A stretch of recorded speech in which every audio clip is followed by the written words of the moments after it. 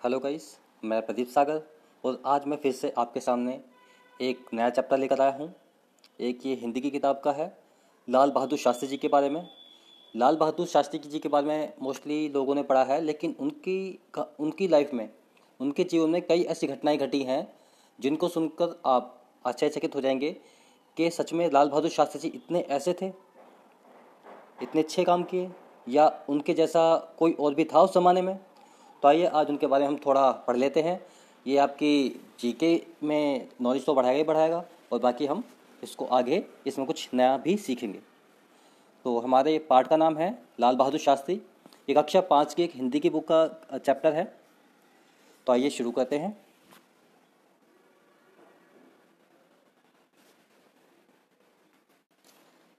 बच्चों, आपके विद्यालय में 2 अक्टूबर को 2 महान विभूतियों का जन्मदिन मनाया जाता है। एक मोहनदास करमचंद गांधी और दूसरे जय जवान जय किसान का नारा देने वाले लाल बहादुर शास्त्री। लाल बहादुर शास्त्री का जन्म 2 अक्टूबर 1904 ईसा को मुगल सराय, जो तत्कालीन वाराणसी वर्तमान में चंदौली के साधारण परिवार में हुआ था। मतलब जो मुगल सराय है, 2 अक्टूबर 1904 में उनका जन्मदिन हुआ था मुगल सराय में, जो वाराणसी के नाम से जाना जाता है, और वर्तमान में चंदौली में मुगल सराय वो पड़ता है, वाराणसी के अंदर। और साधारण परिवार में हुआ था उनका जन्म, जो भी हुआ था वहाँ पे। इनके पिता का नाम शारदा प्रसाद और माता का नाम राम दुलारी देवी था।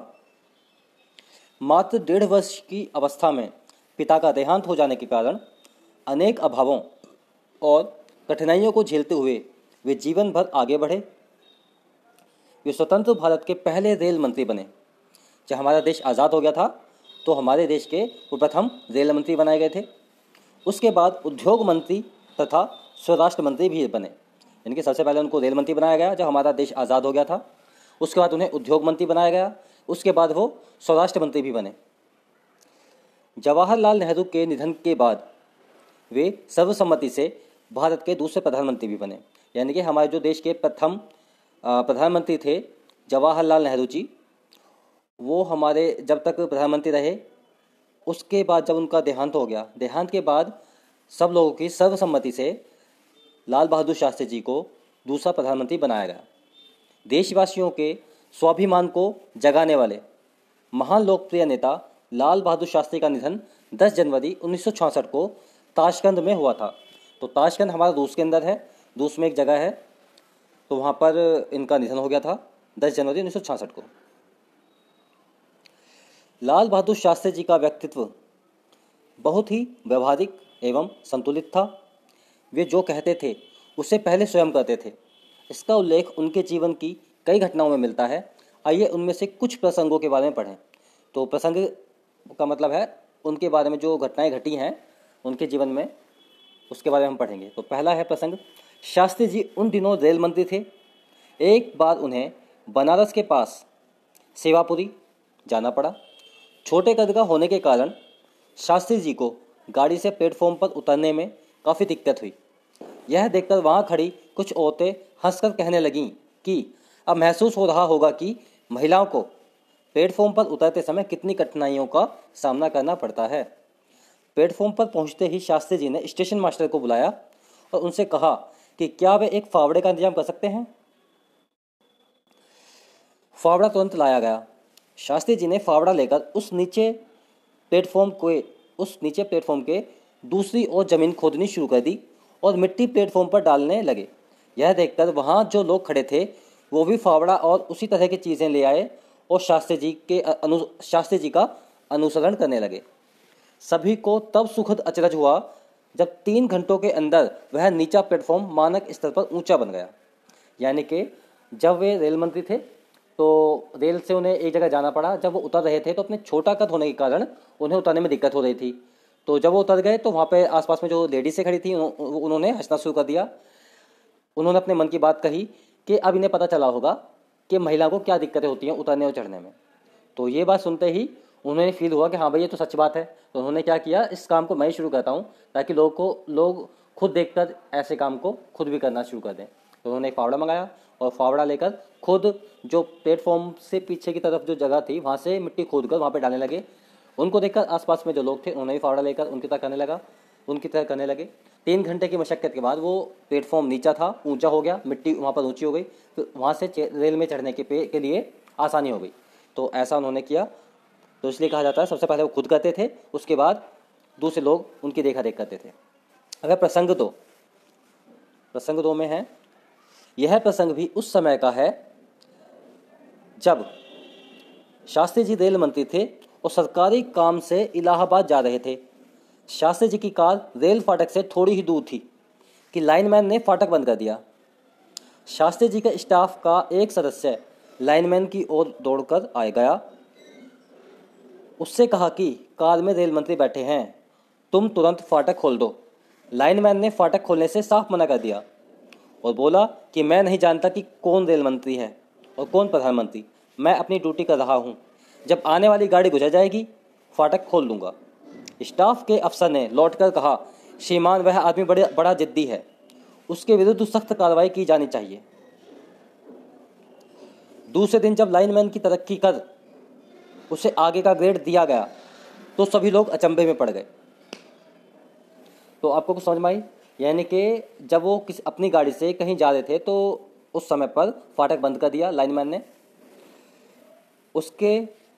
उसको कहने के लिए एक आदमी गया कि भाई रेल मंत्री जी जा रहे हैं, फाटक खोल दीजिए, तो उसने साफ मना कर दिया। तो इस चीज़ की खुशी से लाल बहादुर शास्त्री जी ने खुश होकर उसका ग्रेड बढ़ा दिया अगले दिन। क्यों? क्योंकि उन्हें खुशी हुई कि अच्छा हुआ कि ये जब मेरे लिए नहीं करता, यानी कि वो लोगों के लिए भी ऐसा नहीं करता होगा। तो ऐसे लोगों की हमारे देश में सख्त ज़रूरत है। ऐसे ही लोग अपनी ड्यूटी करें जैसे उस आदमी ने की। अगला है तीसरा प्रसंग। यह प्रसंग उन दिनों का है जब शास्त्री जी प्रधानमंत्री थे। एक बार उनका ड्राइवर सुबह निश्चित समय पर नहीं आया। उन्होंने कुछ समय तक प्रतीक्षा की, फिर हाथ में फाइल लेकर पैदल ही दफ्तर की ओर चल दिए। उनका दफ्तर घर से करीब 1 किलोमीटर दूर था। इस बात से सचिवालय में हड़कंप मच गया। ड्राइवर से जवाब तलब किया गया। जवाब में उसने कहा कि एकाएक उसका छोटा बच्चा गंभीर रूप से बीमार हो गया था और उसे भागकर डॉक्टर के पास जाना पड़ा। शिकायती फाइल जब शास्त्री जी के पास पहुंची तो उन्होंने उस पर टिप्पणी लिखी कि उसके लिए उसके बेटे के जीवन का महत्व और किसी भी कार्य से अधिक महत्वपूर्ण है। तो ये उन्हें लगा कि हाँ भाई, उसके लिए बहुत इमरजेंसी वाला काम सबसे पहले उसके परिवार की सेफ्टी है, उनकी हेल्थ पहले है, बाकी काम बाद में है। क्योंकि आदमी कमाता किस लिए है?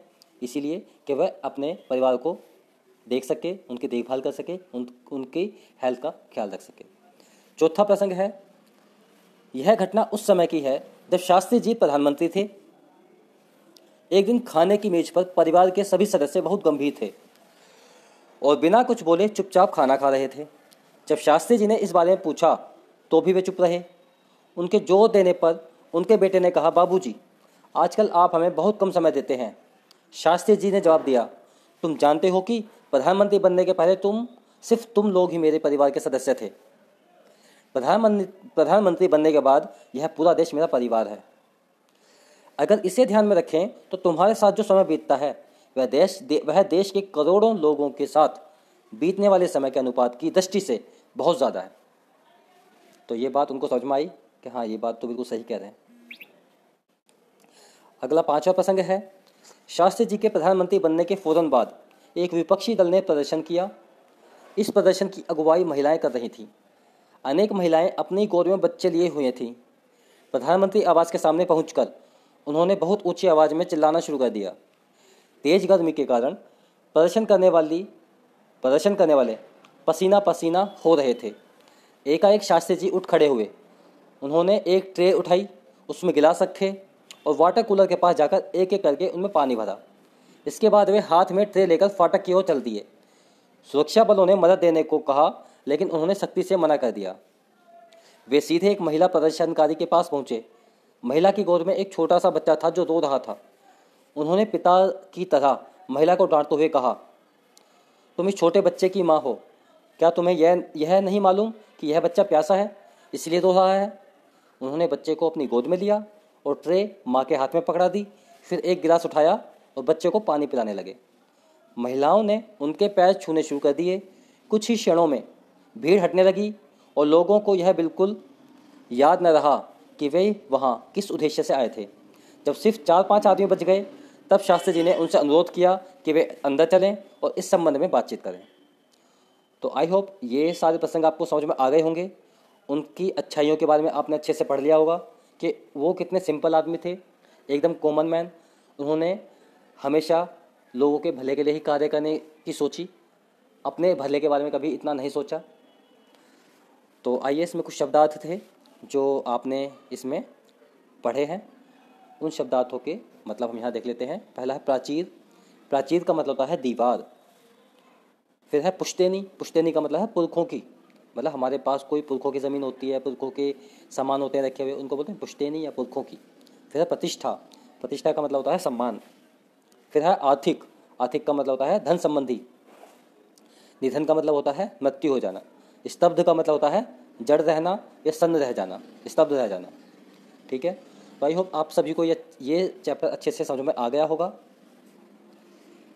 ये लाल बहादुर शास्त्री जी की कहानी है जो उनके साथ बीती थी, और ये हमारे लाल बहादुर शास्त्री जी हैं। उनके बारे में हमने आज पढ़ा है। तो आई होप आप सभी को अच्छे से इनके बारे में समझ में आ गया होगा कि इन्होंने कैसे कैसे कार्य किए, कैसे कैसे इनका क्या हुआ। खैर, इनके बारे में बहुत ही छोटा रूप है इनके बारे में जो ये छोटा सा पाठ दिया हुआ है। आई होप आप सभी इस मेरे पाठ को, पढ़ाए हुए को आप सभी पसंद करेंगे, मेरी इस वीडियो को लाइक करेंगे, अपने दोस्तों में शेयर करेंगे, और अगर कुछ भी आपको पूछना है तो मुझे कमेंट कीजिए और बताइए कि आपको कैसा लगा। और प्लीज़ मेरे इस चैनल को सब्सक्राइब भी कीजिए ताकि मुझे आपकी सहायता से आगे बढ़ने में और अच्छा मौका मिले। धन्यवाद।